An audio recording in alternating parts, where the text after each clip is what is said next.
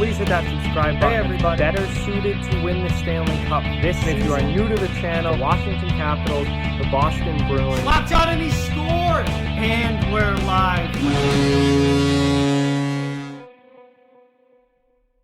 Hey everybody, we are back again for another off-season recap video, and today we're going to be talking about the Pittsburgh Penguins. So before we get into it, I just ask you to please subscribe and hit that like button if you haven't yet. Both of those things help out so much, but Pittsburgh is a really, really interesting team. They've had an interesting off-season after an embarrassing loss in the qualifying round of the playoffs last year against the 12-seed Canadiens.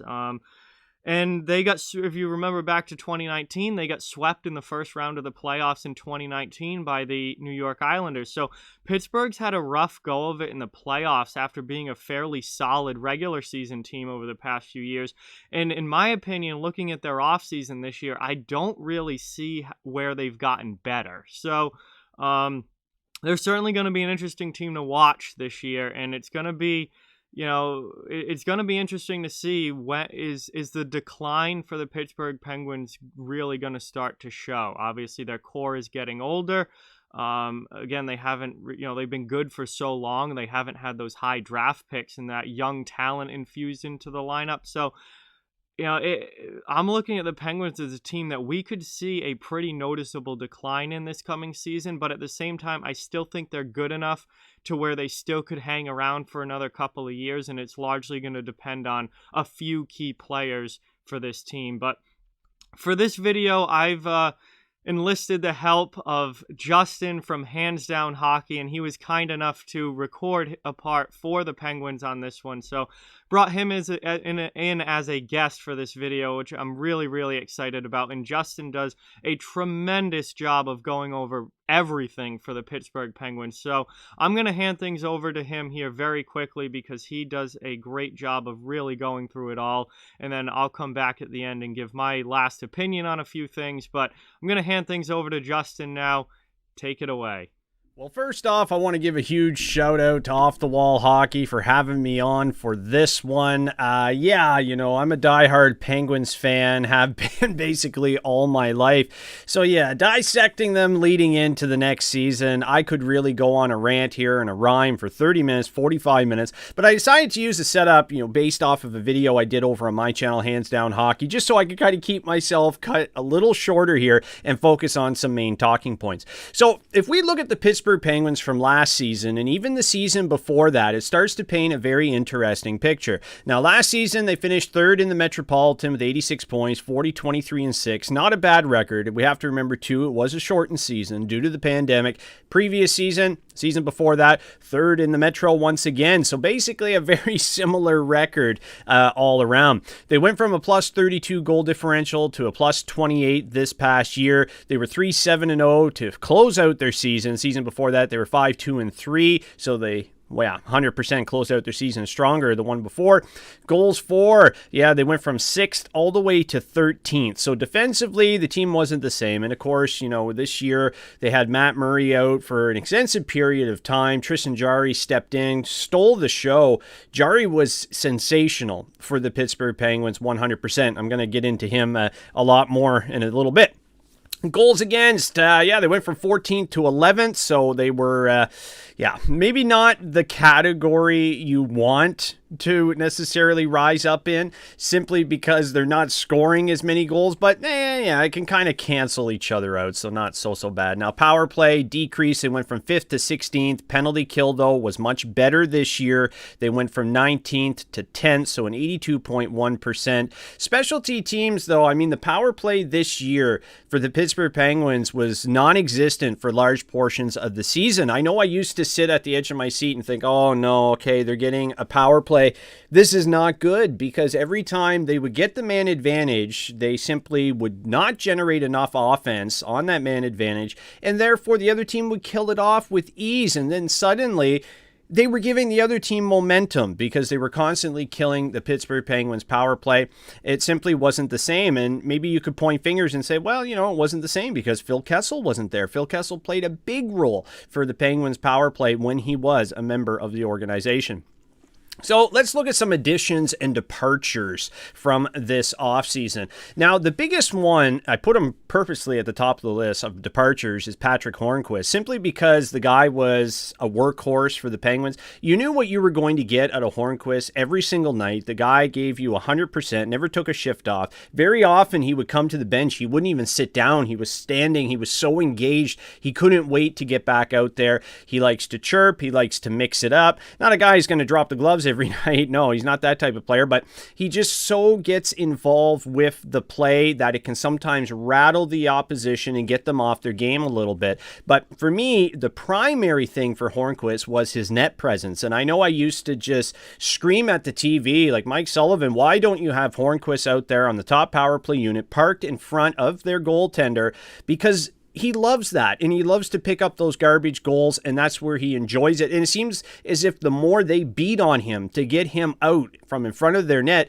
he just thrives even more. It's crazy. So yeah, moving forward, Pittsburgh is going to have an interesting hole to fill there, and just one of those heart and soul players. Florida got a great pickup there, but you could argue that Hornqvist is starting, the decline part of his career, so therefore might not be able to continue playing the type of game that he plays at 100%. Patrick Marleau, his boyhood team was the Pittsburgh Penguins. He came in, thought maybe, okay, we'll go on a deep cup run. It just did not happen. And now Patrick Marleau's back with the San Jose Sharks.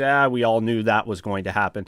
Justin Schultz, poor Schultz. He just hasn't been the same offensive defenseman since the injuries. At times, he was almost a liability for Pittsburgh this year on the back end. And it's sad because he played such a crucial role in the cup win, back in 2017 and whatnot.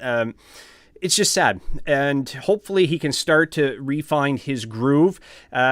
I've been a big supporter of the guy. He was with Edmonton, and they just kind of shattered his confidence, if you ask me. They were putting him into situations that he wasn't yet ready for professionally, and his confidence really started to decrease. But then when he came aboard with the Pittsburgh Penguins, he didn't have as much pressure around him because Chris Letang was the main guy there to drive the offense from the blue line. So Schultz could just concentrate on his game, fit in, and just work on the little things, and suddenly he turned into just a well-rounded defenseman for Pittsburgh for quite some time. Jack Johnson, Pittsburgh Penguins fans are going to be absolutely ecstatic that they bought him out. It's long overdue, and to me, it's something that should have never happened. Jim Rutherford I don't know, he's a sucker to give players an extra opportunity. I really think he brought him in simply because of that connection to Sidney Crosby and the fact they went to Shattuck St. Mary's together. It didn't work out from day one. Johnson just simply didn't fit in, and like Schultz at times, he was a big liability on the blue line. So buying him out was a huge plus. But then all of a sudden, you bring in Matheson and Cody Ceci, and you think, okay, were they better with Johnson, or are they going to be better with Matheson and Ceci? Because Matheson and Ceci get a lot of flack for not being those solid defensemen that their contracts say that, hey, they should be playing to this caliber, but really they're kind of down here. But the more I view this, I'm not sure if Matheson and Ceci are going to be mainstays throughout the season, should we have a season come January 1st, fingers crossed. However, it gives Pittsburgh some defensive depth in case there are some injuries. One or two of these guys can cycle in, take some games, take some pressure off. I don't necessarily see them as mainstays moving forward. Matt Murray moving out. Matt Murray has dealt with so much already in his young career. He comes in as a rookie. He wins the back-to-back Stanley Cups. He lost his father. Very, very sad stuff. So much to deal with. And then his mentor and his great friend, Marc-Andre Fleury, was scooped up by the Vegas Golden Knights in the expansion draft. So he didn't have that experienced ear to talk with and get feedback and get some sort of solid info as to how to move forward as the starter in Pittsburgh. And since Fleury left and everything else that happened in his life so quickly, it seemed to catch up to him quite a bit. And this season, he really faltered with the Penguins. Personally, I think Matt Murray getting a fresh start with the Ottawa Senators is going to be a phenomenal thing, because going in, there's not going to be a lot of pressure there for Ottawa to make the playoffs. Matt Murray can just focus on his game and get back to get back to the basics and get himself back in prime goaltending condition. Now, Nick Bjugstad, poor Bjugstad. He came in and I thought, okay, this is a big body up front. This could be really good for Pittsburgh. But man, just the constant parade of injuries. Bjugstad just couldn't seem to get his footing with the franchise and fit in 100%. Wish him the best moving forward. It's just kind of sad. He never got the opportunity to just fully get into the flow with Pittsburgh.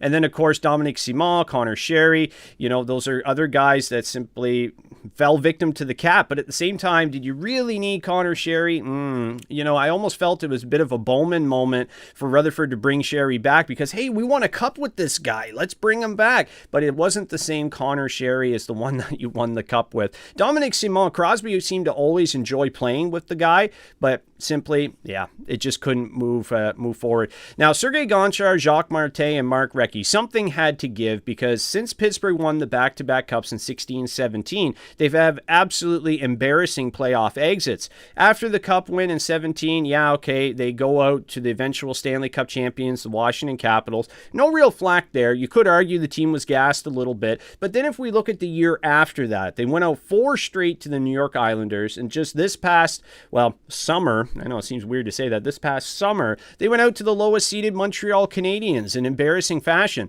Something had to give. I honestly thought Sullivan was going to be fired, but instead they fired the men around him. So Gonchar, Recchi, and Martin are gone. Cue Todd Reardon coming back to the organization. They just needed something to try to rejuvenate this team, maybe some different voices. Jacques Martin is a more defensive specialist, so I really like that pickup by the New York Rangers. I knew he wasn't going to be unemployed for long. I think he's going to fit in very well there with that young, high-flying team. But also Kasper Kapanen, cycling back to Pittsburgh. He was drafted there and everything, and then the Kessel deal. And I'm curious to see what he can do in Pittsburgh. And I'm curious to see if he's going to find a permanent home on Crosby's line or not. Crosby's an interesting player. I mean, has there been anyone else that have cycled through as many wingers in a 15-year career as Sidney Crosby? It's incredible. And I mean, that was the whole point of getting Phil Kessel to begin with, to play with Crosby. They had no chemistry whatsoever. And then he ends up playing with Malkin. And then, of course, during the Cup win, they had the HBK line, Hagelin, Bonino, and Kessel, which was incredible. And, Pittsburgh are still a deep team, but they're nowhere near as deep as when they won those back-to-back cups. It's just not good. But yeah, the Cody Ceci, Mike Matheson additions, not the biggest fan. I mean, it gives you some defensive depth, but I mean, if these guys are going to be mainstays for the Penguins roster, I got a bone to pick with Rutherford there. Now, let's look at Tristan Jarry and Casey DeSmith. These are going to be the two guys between the pipes moving forward. Tristan Jarry, 33 games played this past season. He played more than usual simply because of the Matt Murray injury. 2.43 goals against average, 921 save percentage, 20-12-1. He's got 62 NHL games in his career. That's it. Casey DeSmith, 41 games played. Now, of course, we're focusing on Wilkes-Barre for Casey DeSmith, 2.92 goals against average, 905 save percentage, 18-18-2, 50 NHL games. Both of them have proven 100% that they can handle playing at the NHL level. But I mean, between the two of them to get over 100 NHL games experience, I mean, wow. In the thick of things, these guys are both very inexperienced. But what I saw from Tristan Jarry this past season, the guy's ready. And at this point, for DeSmith as well, for them to further their careers, they have to be at the NHL level. And for a while, Jarry was stealing the show. Talk about, a real coming out party for him this year. Sometimes an injury can be a blessing in disguise. I know it's a sad thing to say, someone going down with an injury is always terrible, but it gives opportunity for other players, and Tristan Jarry jumped on that opportunity and absolutely ran with it. So the last 2 years in the playoffs, I mentioned this, 4 straight to the New York Islanders, lost in 4 games to Montreal, the lowest seeded team. It was 100% embarrassing. There's no other words to describe it. It's odd. They've been great throughout the regular season, and then come playoff time, it's almost as if majority of the team checks out and they don't have that interest moving forward. And it's funny because they go to the Stanley Cup final in 2008. They lose to the Detroit Red Wings. 2009, they're right back there against Detroit, and they win the Stanley Cup. But then there were a lot of years there under Bilesma where it was just playoff chaos, so to speak. And then all of a sudden, we get to the point where Mike Sullivan comes in and, hey, they start winning Stanley Cups. And now they're back to that playoff chaos. It's weird. It seems as if the team responds with a coaching change, and that's why I went on the record before and said that if Pittsburgh starts the season very poorly, say they start the year 3-7, I really see Mike Sullivan being fired. He's absolutely on thin ice. His assistant coaches were axed. Jim Rutherford the same. If Pittsburgh has another embarrassing playoff exit this upcoming season, or they don't make the playoffs, I also see Jim Rutherford being axed 100%. So things to watch for, yeah, just mentioned it. Mike Sullivan, Jim Rutherford. Team defense, I'm really curious about this one. With Jacques Martin gone, he focused directly on defense for the team. And of course, with the defensive changes, Schultz gone, Matheson, Ceci coming in. I'm curious to know the defensive pairings there. If the team can, of course, stay healthy on the blue line, maybe these guys won't be cycled in as often as some may think. And a busy deadline. Pittsburgh is always busy at the deadline. That's not going to change. Jim Rutherford is going to do whatever he can to go all in once again. To me, this is the final year for Pittsburgh to make a push at a Stanley Cup. If it doesn't happen this year, it's time to really focus on the future. They've absolutely mortgaged the future over the last while in order to continue to compete for a Stanley Cup. Although the last 2 years have been 100% embarrassing, it's time to focus on that. And at the same time, it's going to take Pittsburgh a lot in order to get back to where they were, simply because, mortgaging the future, they traded away so many first round draft picks, and they traded away a ton of solid prospects in order to keep them competing at that Stanley Cup level. So if they do enter a full rebuild mode, could be some dark days for the Penguins organization for multiple years. So, those are my thoughts on the upcoming season for the Pittsburgh Penguins. Again, huge thank you to Off-Wall Hockey for having me on. This was a ton of fun. And, hey, you need to join me for my hockey YouTuber interview series. So, and if you want, of course, you can check out my channel, Hands Down Hockey. Would appreciate it. And also, you can give me a follow on Twitter at JustinTheMan87. Cheers, all. I want to give a huge thank you to Justin from Hands Down Hockey for coming on the channel for this video. I really, really appreciate it. And he did a tremendous job of going over everything that Pittsburgh's done and a real deep dive into the Pittsburgh Penguins. The link to his channel, Hands Down Hockey, will be down in the description. As always, guys, I really urge you to check his channel out if you're not already a subscriber. He does phenomenal NHL content over on his channel, and you definitely should check it out and subscribe to him. He's one of the best in the game on YouTube. But looking at Pittsburgh here, man, it's just such an interesting team to look at. They've made so many changes. There's a lot of changing parts with the Pittsburgh Penguins this year. A lot of guys out, a lot of new guys in. Coaching changes, not the head coach, but all the assistants around him. They're just such a question mark heading into this season, in my opinion. I personally don't see where Pittsburgh has gotten better this offseason. I don't really think they've improved. But at the same time, there's enough talent there already, with Crosby and Malkin still there, with Gensel and Zucker on the wings, with Letang and Dumoulin on the back end, and John Marino looks like a really good young defenseman. There's still enough talent there where this team might be able to hang around for another couple of years as far as being a playoff team goes. But on the other hand, they play in a really tough division that might be realigned divisions this year, but they play a lot of tough opponents, and there's signs of decline there. They have an aging core. I don't think they've really gotten any better this offseason. They don't have that infusion of young talent into the lineup because they haven't had high draft picks. And a lot of times they haven't even had first-round draft picks because they've been a contending team for so long. It's going to be really interesting to watch Pittsburgh next season and see where they're at. I think they're a team that could potentially miss the playoffs if they really start to show those signs of decline. But on the other hand, I still think they could stick around for another few years just because of the talent that they do still have in that lineup.